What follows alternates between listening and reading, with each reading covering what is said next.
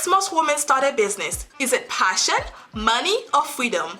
Welcome to Female Founders, the podcast that takes you behind the scene with women who are founders and CEOs to help you start and scale a successful business of your own.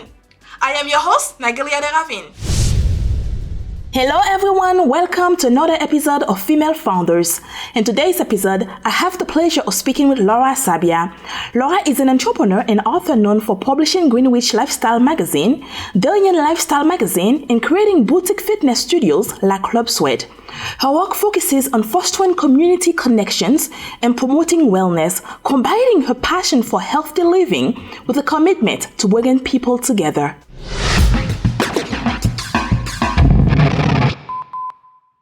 Good morning, Laura. Thank you so much for being here with me today. I am looking forward to learning more about all the work you are doing, your magazine. I love it, by the way. But what inspired you to become an entrepreneur, especially in the wellness and community-oriented sectors? Thank you so much for having me. It's funny, people always ask me, like, how did you become an entrepreneur? And it wasn't intentional. It kind of happened accidentally. One of the biggest things I learned through writing my book actually was that really having a passion for something kind of can really drive a business forward. So like leading with passion and being passionate about the business and the brand. And so when I first started my first business 11 years ago, it was because I was truly passionate about the product. And then I was really passionate about the people. And so that was really kind of what drove me forward to have this kind of every business I have kind of builds community and has this community oriented component to it because I just love being around people. I feel like I'm the most introverted extrovert there ever was. Like I love being behind my computer and like working on like strategy and ideas, but then like when you're with people and it's just so fun and exciting. And so when I started my first business, which was that Pure Barre studio 11 years ago, I was just a really loyal client and customer myself. And I loved the brand and I wanted to create my own. And so then I created my own. And that evolved into multiple things over the years that have kind of all had great synergies to that first business. So you've pretty much been an entrepreneur for over 11 years, I will say now? Yeah, over a decade. Wow, that's amazing. Do you have any regrets? No, I don't really have any regrets. I think it's hard because it was almost like serendipitous. Like I actually met my husband through being an entrepreneur. And so I feel like it was fate, right? Like I met him because he built my very first business. Like we had a mutual connection who introduced us and he was like, oh, Frank would be really great for you to use building your studio. Like they have a construction company. And so we just got along really well. And I feel like it was like that like fairy tale of like, oh, I started my business and I met my husband. I think if I didn't meet my husband, I might have had regrets of moving across the country and not knowing anybody to start a business. But I feel so blessed that I met the love of my life through starting my company. And he's also an entrepreneur in a way. He works for a family business and really kind of leads the charge on that, and they have grown too. So we've really like built and grown together. And so I feel like that's something truly unique and special that's like helped me do better because I've had that support in my personal life. And when I first started my studio, I didn't really have too much support. I didn't know, nobody in my family was an entrepreneur. So nobody really could kind of give me advice on what to do. And so it was really like, okay, I need to create this community that doesn't exist for myself to stay positive, right? Because if you let the negativity get you, it's like a toxic bubble. And I really needed that positive energy. So I felt like with all my businesses, I was building these communities because it was what I personally needed. And then I was sharing that with other people who also loved it. Loved it. And I love the story of you and your husband. That's like a book right there. You guys need to write that book. I know. It's so sweet. I tell people that story and they're like, that is so sweet. And I'm like, I know, like it really is like really he's the best. And it's just so special that that's how we met. It is. But Laura, I'm wondering, why wellness? Well, I've always been a fitness enthusiast, right? Like, I feel like I grew up in a generation where it was like, don't eat this, don't eat that, like very, like, I do think that my generation has, like, I think it's like the most troubled relationship with food, because people, like, we weren't really that educated on it, right? It was like a different genre. And so I've always struggled with my weight. I've always been a huge workout fanatic, and I would take all these different classes. And then I just kind of fell in love with this one class type and thought, like, I could do this. This would be a really fun, like, job to have, right? I didn't really know that I was going to be a business owner. I just really was passionate about what the product was.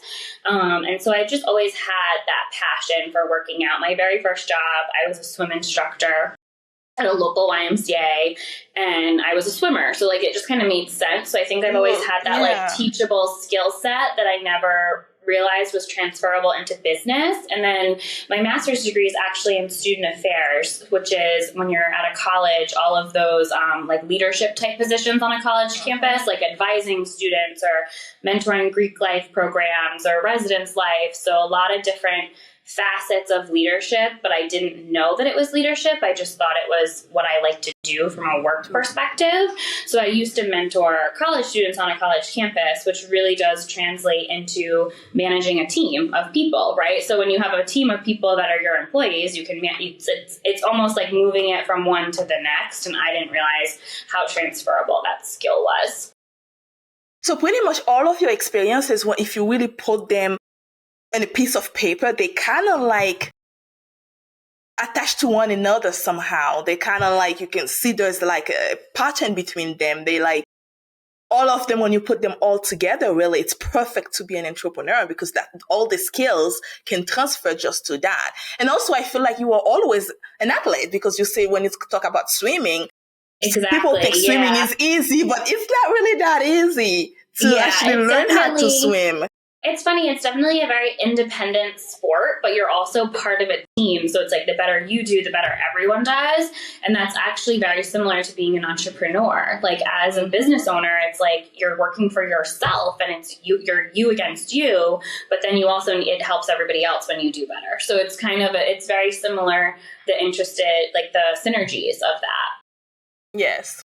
But now, how did the idea of Greenwich Lifestyle Magazine come about? So what happened was I had a different business that we don't need to talk about, but it was with a partner, and it was just an absolutely awful experience. We had 2 brick and mortar locations, and we were trying to split up the partnership. We didn't want to be in the partnership anymore. We had 2 locations. We were splitting up the locations. She was taking one, I was taking the other, and we had like a temporary agreement in place that I would operate one location while she operated the other location, and we wouldn't interfere in each other's operations. And we had a list from our attorneys of approved operating expenses.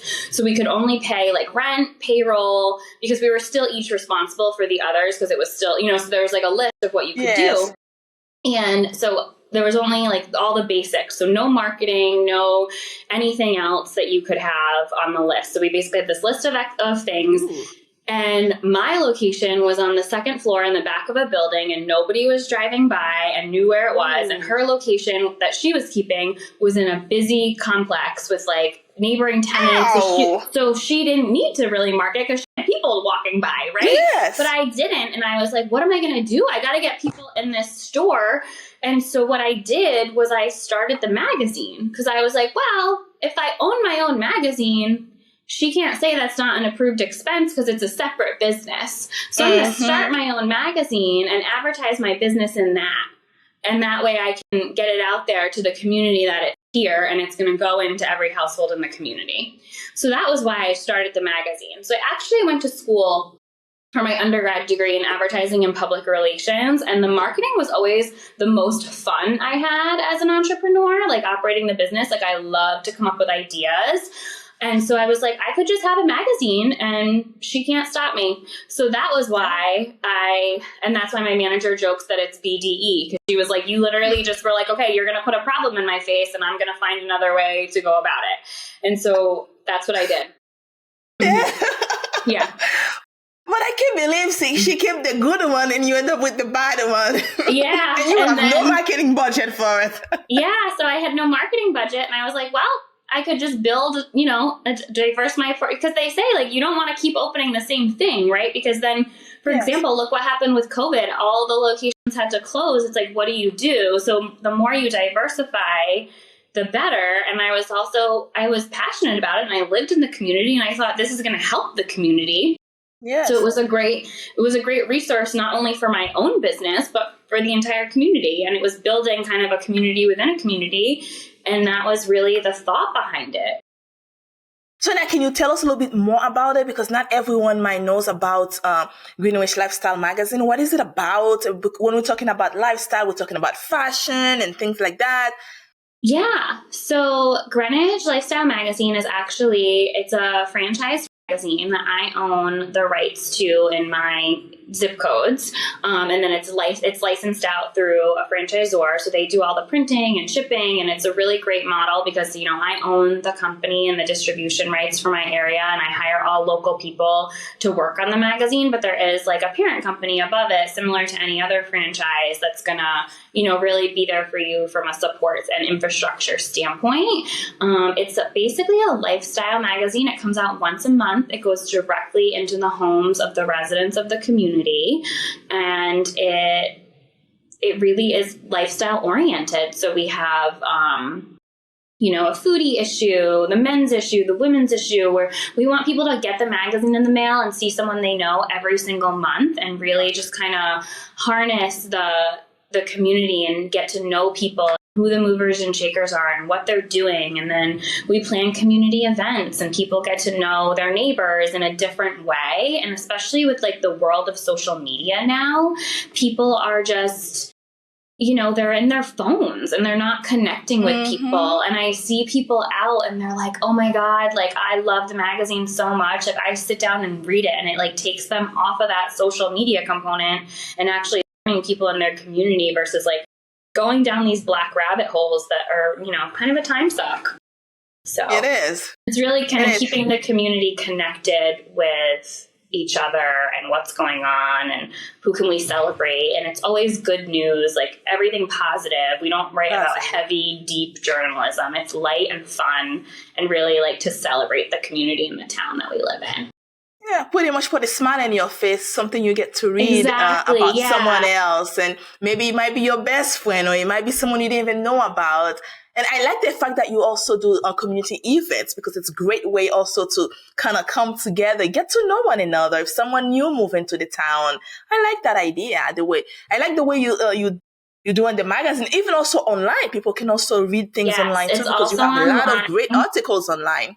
Yeah, it's also online. All the content from the magazine itself does go online, which makes it very inclusive, because right now, it gets mailed out to a certain amount of households, but not everyone gets it. So if someone wants to read it that doesn't specifically live in a neighborhood that we distribute to, they can go online and read it there as well. Read it. But quick question, are they able to order the print if they're not in the same zip code? We can add them if there's a reason for them to want to receive it. We can add people to the distribution, but no, it's pretty exclusive in that way that they can't subscribe themselves to the magazine. They have to live within the area that zip code. But for example, I add my grandma, right? She doesn't live here, but she loves to read everything that I'm writing about every month. So she gets it, but she doesn't live here. So we can add people to it to kind of be a part of it if they want to. But I think even like you said, also everything goes to the website. So it's pretty easy for them to read, to just on their iPhone or whatever device they use to read it as well. Yeah.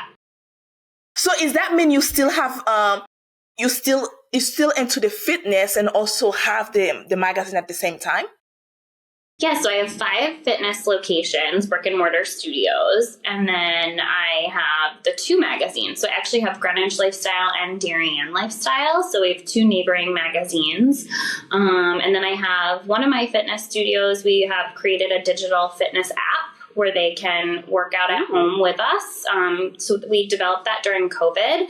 So it's kind of like the Peloton app, but obviously we're not famous, like it's really who we've kind of I don't think it's about being famous, Laura. It's about being fit. Yes, exactly. So, but people don't know it like they know that brand, right? Like that would definitely be a goal, like one day for people to know, like the Club Sweat brand is so big, but it's really just been more localized grassroots that we've grown the app. And it's been like sometimes our clients who've moved away, like they still love our instructors and they take on the app, or they can turn their camera on and like two-way and things like that. So that's really exciting. So we have the app, and then I have my book coming out in March. So we're really excited about that. And it's all about female entrepreneurs and really just like things I wish I knew when I was starting a business, and that I, information like, hey, here's a story that happened to me, like take advice from this and like kind of apply it into your own business. So it was all things I wish I knew. It's called You Can Thank Me Later. So it's a fun little title. I like the title. Yeah, and that comes out March 4th. And then I just developed, because of the book, I developed an online course for female entrepreneurs, and it's called 7 Days to a Better Business. And so basically every day we dissect an issue, like a specific part of your business, like finance, marketing, hiring. And it's like by doing the 7-day course, at the end of 7 days, you should see an immediate improvement in your business if you've applied some of the changes that we review in the course. So it's just kind of some content to help people, specifically entrepreneurs, but really anyone in a business operations could benefit from the course. And we're creating an online community for entrepreneurs through the course so that people can connect with each other. Because what I've found is that when entrepreneurs are with other entrepreneurs, we're all having the same issues and people don't have anybody to talk to about it, to come up with solutions. So I have a good client of mine who owns a medical spa. And she advertises with me, and we've become very friendly. And she has 7 locations. And so we have a lot of the same issues, right? But we have totally different businesses. Like I'm not running a medical spa and you doing Botox or any of that.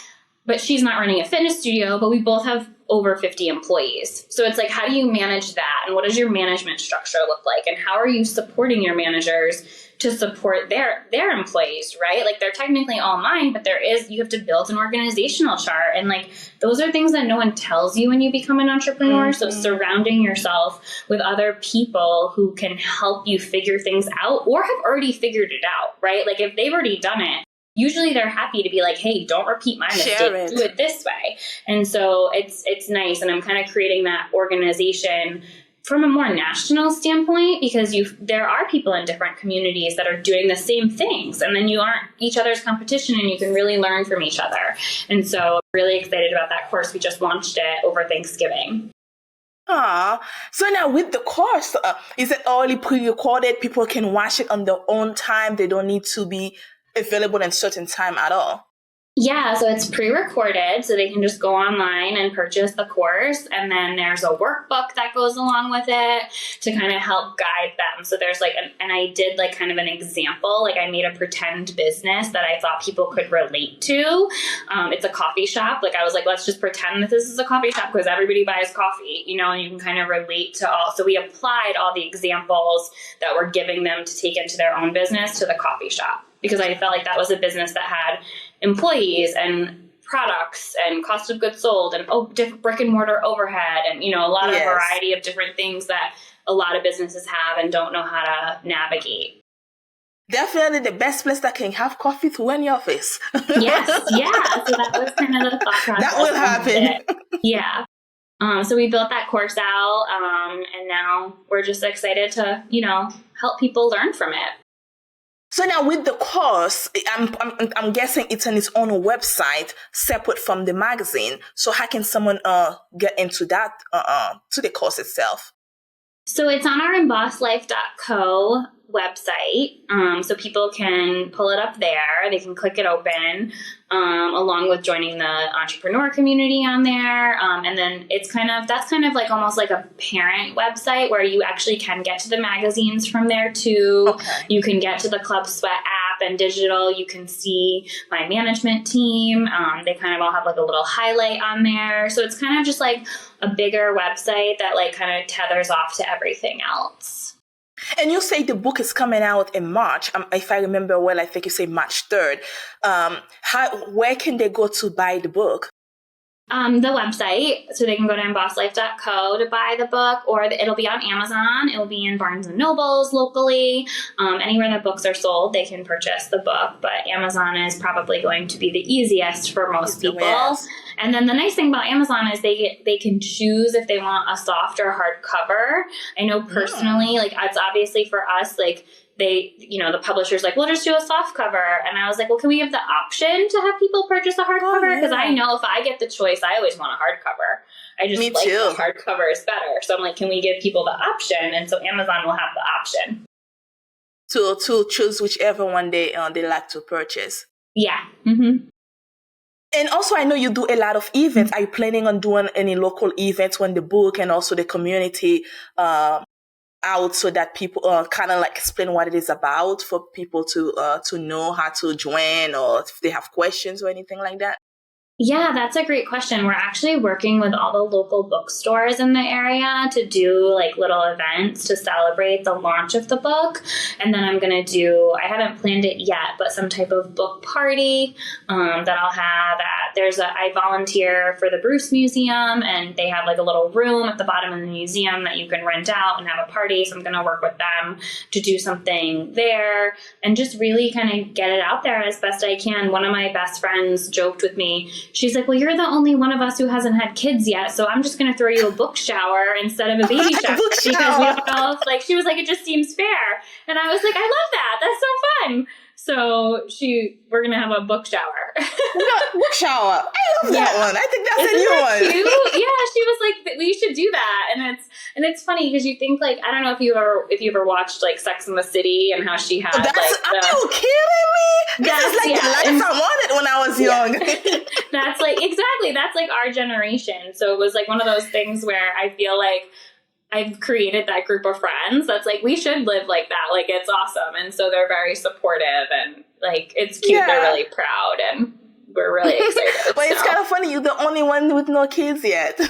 I know. And it's funny because I was always the one that everyone thought would have so many kids and have them first. And then it just didn't happen that way, So it's really funny how life works. But I have tons of amazing nieces and nephews that I love. And so I'm really excited that I have them, and it's really fun. And also one thing I can say, enjoy not having any yet, because when you have them, you will be too busy. So I know. And when they start talking, you get even worse because they never want to stop talking. So yeah. That's fun. And also, I think you'll be a great example for them as well, because you are into so many different things, and I think it's a great footstep for them to follow. And I think your kids will be amazing. So it's funny, my niece and nephew are 12 and 15, my sister's kids. And so I've been in business literally since my niece could walk, right? Like I've been an entrepreneur. So she's been like in my studios and like we're on FaceTime, and she's just like seen so much that's happened, as has my nephew, that my nephew decided that he wants to be an attorney to do contracts law, because he's like, I've seen how much you've paid an attorney over the years. And obviously he hasn't seen like my books, right? I don't share that with my 15-year-old nephew, but he's just heard it in conversations, and he's very smart. And he's like, I want to be an attorney. Like, sounds like a great job, but there's always a need. Like, somebody always needs one. And I was like, wow, like, that's really awesome. And then my niece, she's hilarious. She's always loved like blood and guts, and like watched ER like as a little girl. And we'd be like, we don't think you should, I think you're a little young to be watching that. But she like loves getting shots. Like, she was like all into like the medical stuff, that she was like, I'm going to be a Botox injector. So because she doesn't really understand like what a Botox injector is, right? But she's like, I'm going to be a Botox injector because that's what the ladies want. So I'm going to own the store. And so she wants to pretty much own a medical spa, but doesn't know it. And it's so fun. She's like, she's like, I'm going to go to school for this, but I'm going to own the place. And I was like, good for you, girlfriend. Like, it's like, so I do think that they've seen the entrepreneur thing. And I really think what it is the flexibility that comes with being an entrepreneur, because you're not stuck in a 9-to-5 box. And although I definitely work more than anyone I know, I work on my own timeline, right? So like I can go take a workout class at 11 o'clock in the morning, but then I'm going to have to work later that night or over the weekend to make sure my stuff is still getting done. And so I think that's one of the things that's like the beauty of entrepreneurship is creating that flexible schedule and not being stuck in that 9 to 5 box. That was the biggest. I agree with you. Yeah, I agree with you with that. And even when I have my son, I was able to have my son right next to me and still be able to get my work done. And I didn't have to be worried that I need to get out. I get out of the hospital, I come home, I can start working, do my own thing. And I think that's, and also you get to be there for your kids when they need you. And you don't have to worry about someone else telling you, no, you can't leave work because your kid is sick. No, you can't do that. So it's that flexibility is nice. Yeah. And that was always my vision. I was like, I'm going to create these businesses so that when I have a family, I am able to spend time with both and really harness both. And so I feel like I really put the groundwork in the beginning and really work to the bone to build something, and then kind of have been able to kind of expand and have different things by hiring the right people and creating an awesome team. I think, the pivot through COVID was really challenging, but we made that work, and just kind of learning that like different things come at you and it's like how you respond to them is what's going to make you a great business owner. Exactly. And I think also for 2024, you are going to be very busy because you have so many different things lined up already, right?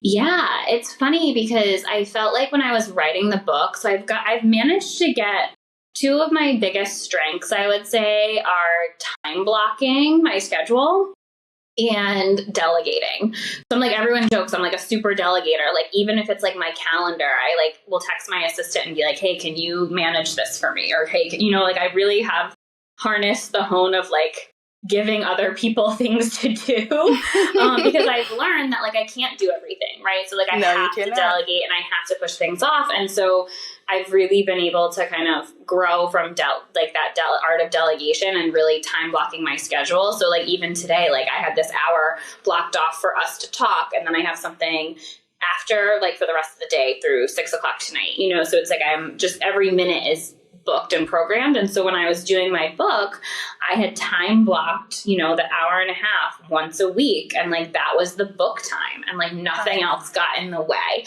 And so it's really like making sure like each business has its dedicated time, and I'm working on specific tasks, and even working on time to delegate tasks to other people. Because if you just have a manager and you don't talk to them, like they're going to just do what they think is best and not what you think is best, and making sure you're on the same page and working together.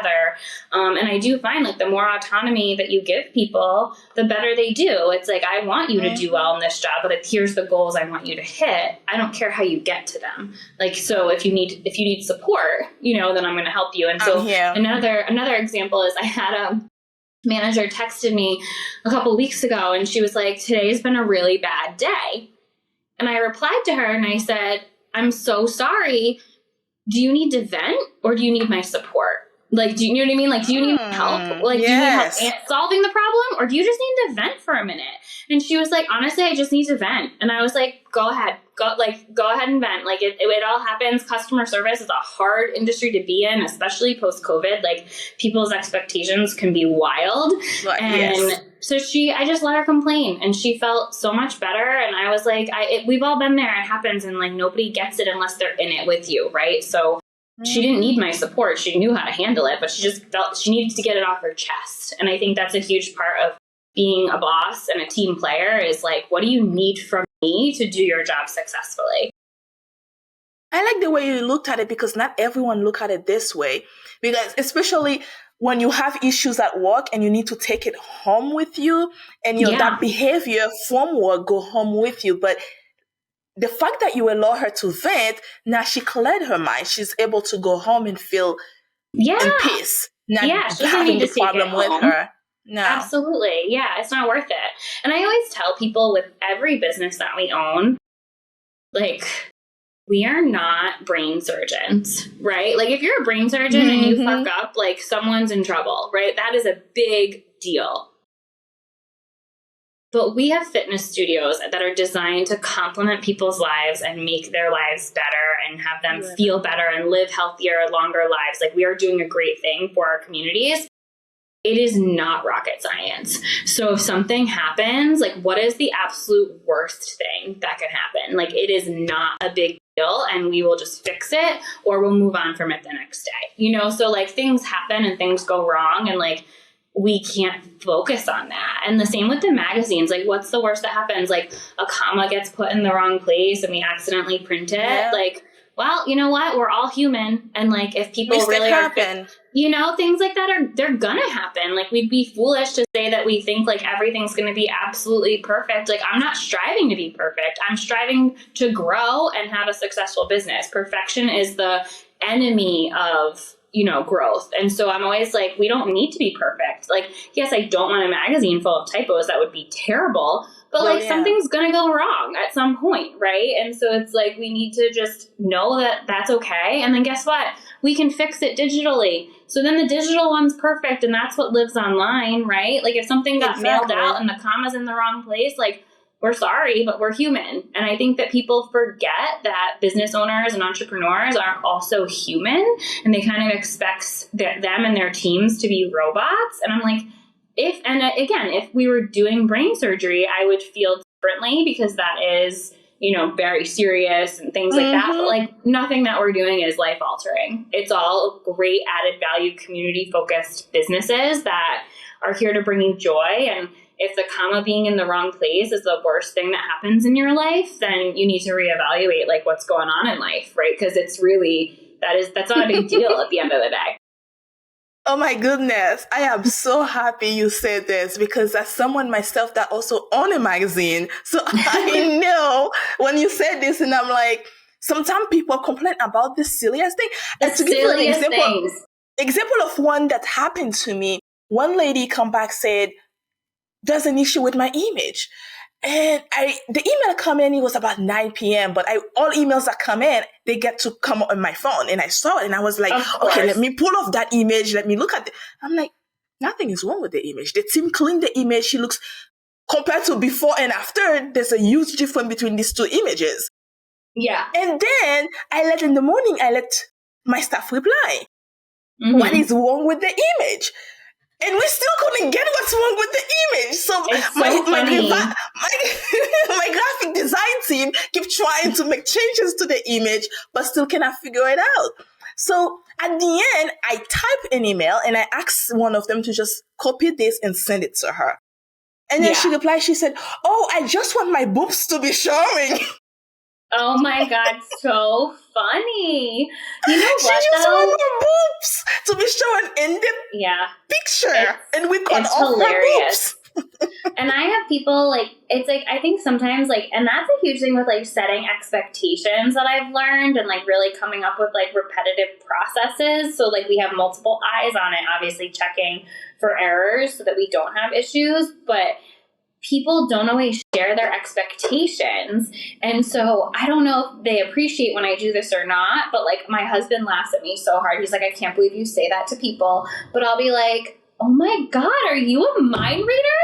And they're like, no. And I'm like, well, how did you expect me to read your mind? Like, you did not tell me that that's what you wanted. So how am I supposed to know? And how's my team supposed to know? And like, we really don't appreciate being attacked for something that you didn't tell us, And like, I don't want to be mean about it, but it's like, people really do like have these expectations in their head, and they story tell and tell that like they create this whole scenario. Like, they're after me. They didn't put my boobs in the photo. And it's like, well, did you make it a point to tell us that that was important to you? Because if we just said headshot, and that to me is shoulders up, right? And it's also funny, like, you would think people would be thrilled and excited to be featured, and they complain about the funniest things, and you're like, silly little things.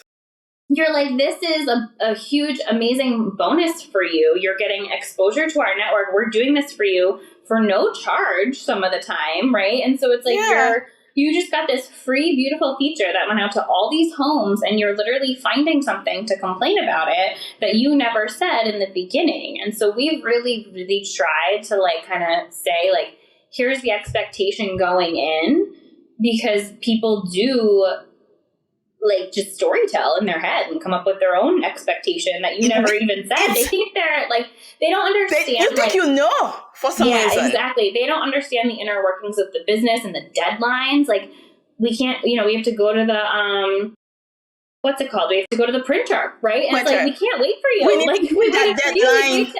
Everybody, and so it's like, they don't understand like those details. And like, we don't expect them to understand, but it's when they all think that, they should get an exception. And we're like, we can't give you one because then we would never print on time.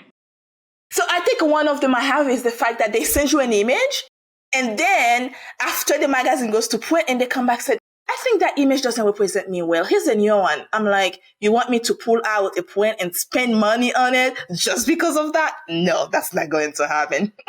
Yeah. It's so funny. People...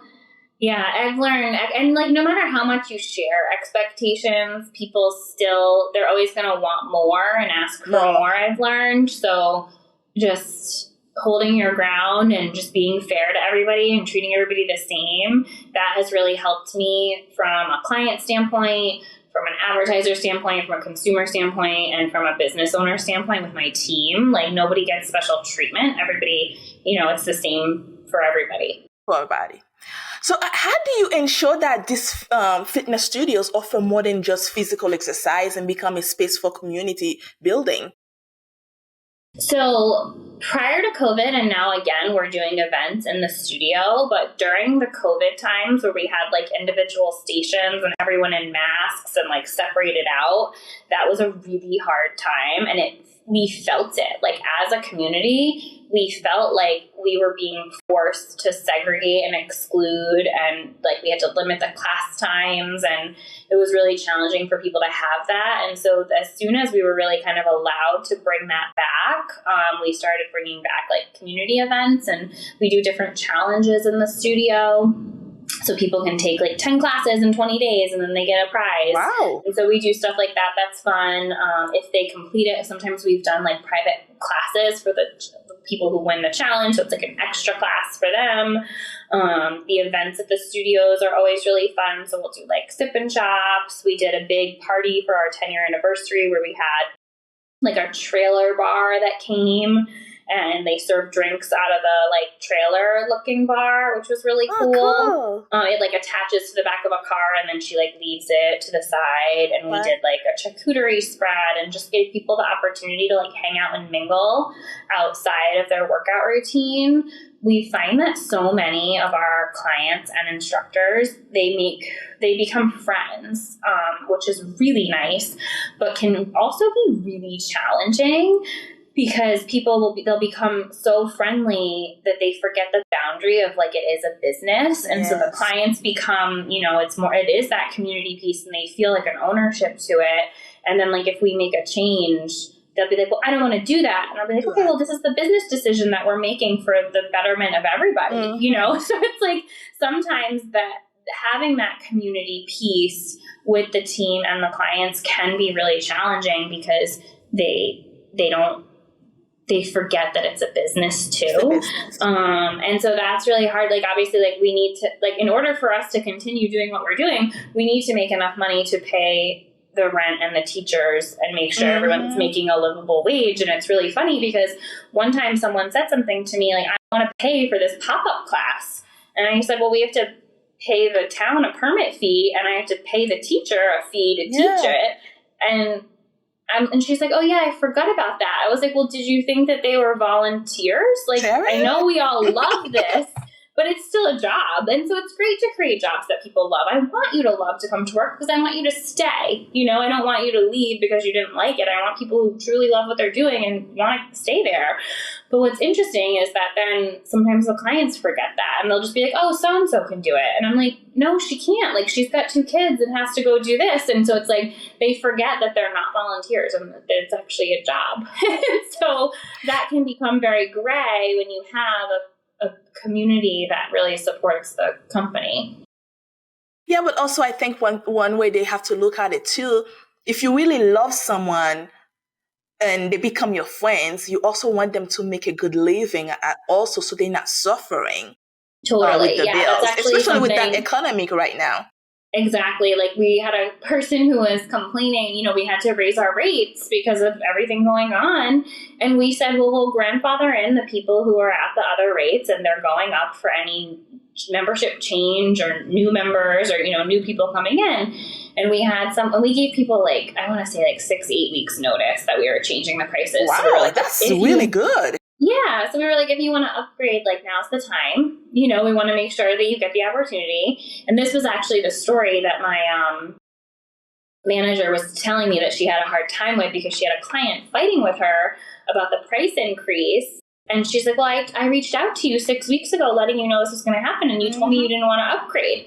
And she was like, and it's they're like, oh, but can't you do this for me? And she's like, well, I could have 6 weeks ago, but now, things have changed. And she actually was like, I would have done it anyways, but she was fighting with me and then started going on this rant and complaining. And she was like, I'm not going to make your price lower because you know what I mean? It was just a very interesting conversation. And I was like, I support you with whatever you feel is best for your mental health and the health of the studio. And she was like, I think for the health of the studio, we're not decreasing her price. She was like, I'd rather see her cancel and someone else take her spot. And I was like, I can support you with that because she is right. But what's funny is the person was complaining, everything's going up here, here, and here. This is more expensive. This is more expensive. This is the one place I expect to not be. And she was like, well, I have to put a roof over my head too, so she kind of put it back on her. Yes, you're literally telling me everything else is increasing. Why do you think this would stay the same? She was like, we haven't increased prices in 10 years. And she was like, and we told you we were going to. We had to make a change to help our team. And 6 weeks notice. It's a lot of notice. To plan this out with your your funding or whatever you need to do. But sometimes people just play games because they want to see how much they can get out of you, or they need to feel oh, I'm paying you, so I need to make you work more or work harder. And I think it's kind of rude, to be honest. It's we're already providing you such a great service and you feel like you need to now nickel and dime us to get more out of it and more attention because you're paying. You know what I mean? People have, it's very interesting seeing all the different people's mindsets on things like that. Trust me, I deal with them every day. Now I use that term is that slavery ended a long time ago. Yeah. So now what advice would you give to someone looking to start their own business, particularly in community and wellness sectors? Advice that I would give somebody? So one thing that I say a lot is success looks different for each person, right? Yeah. You could have one business be completely successful and maximize what you have in those four walls in one company and truly be happy. Or that's not going to fulfill you and you're going to want multiple businesses and, you don't want to be the day-to-day operator and there's just different structures that you can follow. So I think really outlining what is going to make you the happiest? What do you need from this business? What do you need this business to make you? And how are you going to get it there so that you can actually strategize? So for me, if I wanted to be the owner, operator, and manager of my one studio forever, I could have done that, but I knew that I wasn't going to be fulfilled just owning one location. And really the needing to scale allows you to hire better talent because you can employ people full time with specific skill sets over a variety of different tasks, right? So I have a regional operations manager and then I have a regional sales manager. So it's there are different roles. So someone's specifically in charge of growing revenue, and then someone's specifically in charge of the experience and the customer relations and what's going on inside the locations, making sure the signage is up to date. We need to, but doing that across, it's easy for one person to just do everything in one location. But as you scale, you can really find people's strengths and harness those across multiple locations and businesses. I think what's really great is you can utilize, they have all these different personality tests out there. And so what can be really great about the personality test is you can find people who are compatible with your working style. So I think if you're going to hire employees from an advice standpoint, is really like pick one personality test and have people take it so that you can understand what motivates them, what excites them, what do they like, what do they want out of this position? Because not everybody, you will be surprised, not everybody is motivated by money.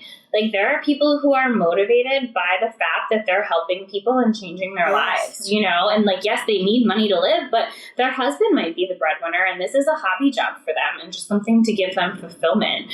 And so to know why your people are there and what they care about, because if you're just trying to motivate someone who's like, do X, Y, and Z, and I'll give you this commission, and then they aren't hitting it, and they don't want the commission, and they don't care, that doesn't, like, there's a disconnect, right? So you need to make sure that you understand what's motivating people, because everyone does have different motivations. One of my favorite just general hiring surveys that we send out is called the DISC survey.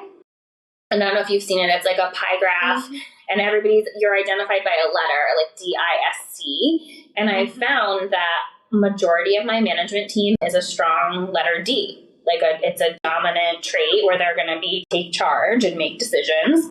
And then a lot of my instructors fall under that I or S, which is like that influencer or steady kind of position.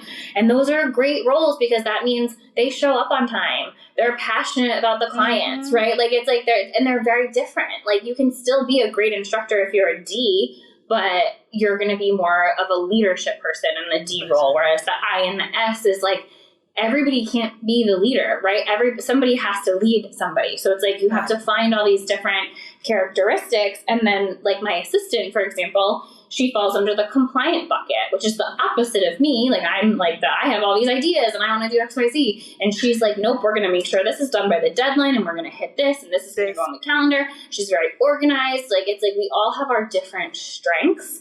And it's really important. If I were to hire an assistant who was a D, we would be butting heads, right? Because she would be like, well, I have this idea. And I'm like, well, it's not your business. It's mine. This is my idea. This is how we're going to execute it. You know? So I feel like having the different strengths and understanding where they fall in your team is instrumental to helping you grow. Because if you hire the wrong person, it's not helpful, but understanding like who they are and what they want and if it's going to make sense for your business, because someone can adore you and be a great employee, but that doesn't mean that they're going to be able to solve the problems that the business needs.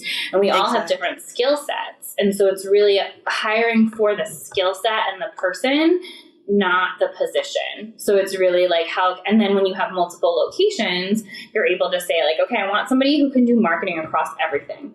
So someone who's really passionate about marketing, they're going to do that across everything. And then you're going to hire someone who's really organized to keep all the records straight, right? Like, does everybody have a waiver that they filled out before class? You need that person to make sure like the T's are dotted, the T's are crossed and the I's are dotted. So it's like everyone has their different strengths from that perspective. I would also say your gut is never wrong. Like your gut always knows. And so when your gut's like, ooh, I don't think this is a good fit, don't let that person work for you for 6 months and mess stuff up and be a bad representation of your business. Let them go. Like when you feel like it's not working, it's not working. You can't fit a square peg in a round box. And that is really important from a hiring standpoint. But I will say, like, if you've had an employee that's been with you, like everyone has a bad day. So if 7 years in, someone has a bad day, that's not a square peg round box situation. That's a human, like, hey, is everything okay? What do you need from us? Like, what's going on? So those are very different things to look at. So like if they're brand new to your organization, they're calling out in the second week and they're not sick or something, you know what I mean? Like those are huge red flags and you need to address them right away. And like, don't be afraid to address things. I think like when I first hired people, I was like afraid to like call them out on stuff. And now I'm like, no, like we're running a company and you are a part of this company and I'm paying you money that could go elsewhere. And you're not going to just mess stuff up, you know? And so like I had someone who she called out twice in her first 30 days. And I just went in and I was like, do you even want this job? Because I'm not seeing that you do. And I was like, and this isn't something that we're going to tolerate moving forward. I was like, you need to decide you want to be here because we are growing and we are doing amazing things and you are not going to bring us down. And that's either going to make them sink or swim. Because when you talk to someone like that, they're either going to be like, yes, I want this job and I want to be here, or no, I don't. And then they can go because you don't need it. It's not helping you if they're doing stuff like that, because then what happens is then other people are scattering. Other people are having to sacrifice what they're already working on to cover the other person's work. And that's not fair either. It's not being a team player. And I'm very direct in the interview. We are a team. And your job is to make, if we're bringing you on, right, you're coming in at the bottom and you want to grow with us, your job is to make everybody else's life easier, right? Yeah. So like we're hiring you because we have a need and we need your help and support. And if you're going to be more work than help, it's not a problem. Yeah, exactly. So I've become very direct. Yeah, I love that. But I think I love that about you because I know your expectations. So I know if I cannot meet them, then I'm not even going to bother taking this job because I know I'm a slacker and I don't like to be on time. I like to, People actually really like structure. They like knowing what is expected of them, what they want. Like, it's like giving people no structure is just grounds for chaos. Like, just tell the people what you want and they will work to make it happen for you. But just not telling them is bad, Exactly. So now, how can someone reach out to you either for the studios, for the magazines, for the course that just come out and the new book coming out, the community? Yeah. How can someone connect with you? So you can follow me on Instagram. My Instagram is just at Laura Labs, or go to my website, www.embosslife.co, and there's a contact us on the bottom where you can, book a time to meet with me or someone on my team, or just generally reach out and someone will get back to you.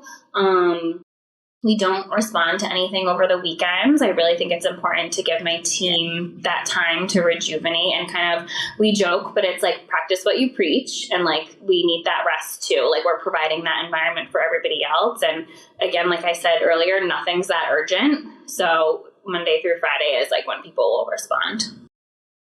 Well, thank you so much, Laura, for giving me that chance to talk to you. And actually, I like the way you are. Stay like that. Because we need more women entrepreneurs to be like that. And it's kind of funny. I can relate to a lot of things you said. And it's like, wow, now that's a businesswoman I want to be around all the time. This is the truth, the real.